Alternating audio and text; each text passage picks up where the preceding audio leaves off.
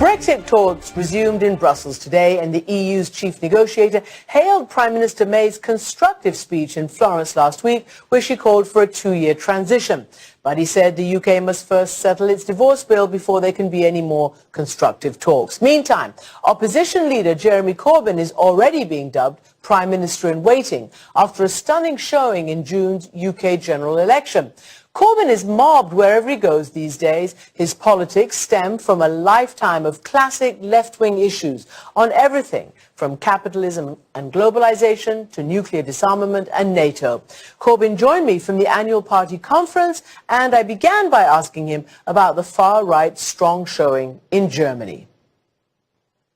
Very, very disappointed. And I was following the news as the results came through, and a very interesting interview with a young woman on the streets of Berlin who was protesting about the results, saying she wanted to live in a Germany that understood and faced up to its past, not one that tried to bury it. And she said she was very shocked at the AfD gaining so much support and so many seats in the Bundestag. It is part of a pattern of some countries where there's been a quite high right-wing vote or far-right vote, but it's not universal across Europe. Can I now get to your party conference? You know, all sorts of words have been used to describe the change in your and your party's fortune over the last year. I mean, some have been saying that, you know, last year the conference was held in a sort of a funereal atmosphere. Today, according to accounts, the bookies have you as the favorite to win the next general election here. What do you think is going on? I mean, you see the protest vote in Germany for the far right. What is going on here in Britain that has brought you to this point, do you think? Well, we've had a very interesting political journey over the past 2 years. The experts all wrote us off. We went out there with a very strong message of ending austerity, of raising taxation for the very wealthiest in order to fund services for the rest and have an investment-led economy. And we gained 3 million votes over the previous election of 2015.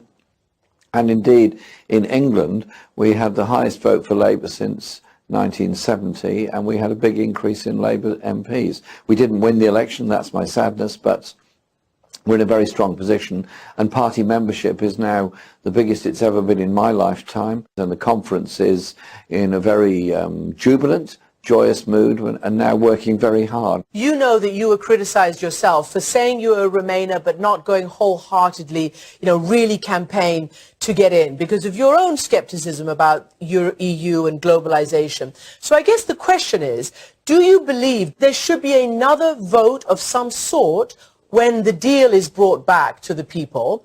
And do you believe that after a transition, there should be an ability to stay inside the single market?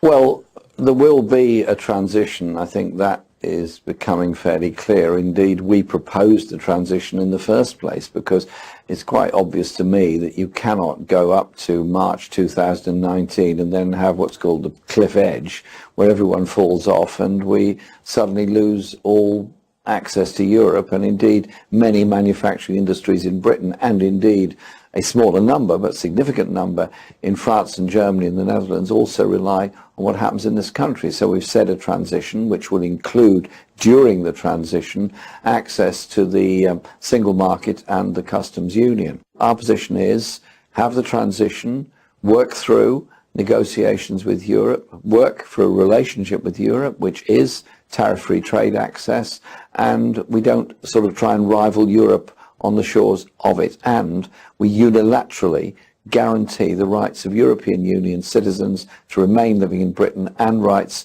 of their families to come and join them. And so it is, I know, a very intense debate. In part, it's an emotional debate. I want to live in a world in which people do relate to each other, people do trade with each other, and do talk to each other, and that democratic governments do come together in the face of the challenge of the overweening power of global corporations. A Jeremy Corbyn government, as Jeremy Corbyn as Prime Minister, we are right now facing a really, really big crisis. The Foreign Minister of North Korea has just said in New York that Donald Trump has, quote, declared war. So everybody is very worried about what might happen out of the North Korean nuclear program. There is also word going around the conference that the plan for day one for you would be to appoint a cabinet minister with responsibility to disarm the UK's nuclear capabilities. I know that we all know your view on the nuclear deterrent. Is that something that you would want to do, unilateral disarmament, given where we are right now? I think the tragedy in all this is that Donald Trump and Kim Jong-un have been using sirens to talk to each other, and the language is getting worse and worse, and the threats are getting worse and worse. I think it's wholly wrong that North Korea develops nuclear weapons. I think there has to be, rapidly, a return to the six-party talks, essentially led by China. There has to be pressure to achieve that, and I would hope that the UN would ask for a cessation of the verbal hostilities and ask the General Secretary to speak directly to Trump, directly to Kim Jong-un, and try and wind down the rhetoric. Because if anybody fires off any weapon of mass destruction, a nuclear weapon, against anybody, it won't stop at national borders. Listen, I want to live in a world free of nuclear weapons. I support multilateral disarmament, but it's got to be now, it's got to be urgent, and it's got to be, I think, through the UN.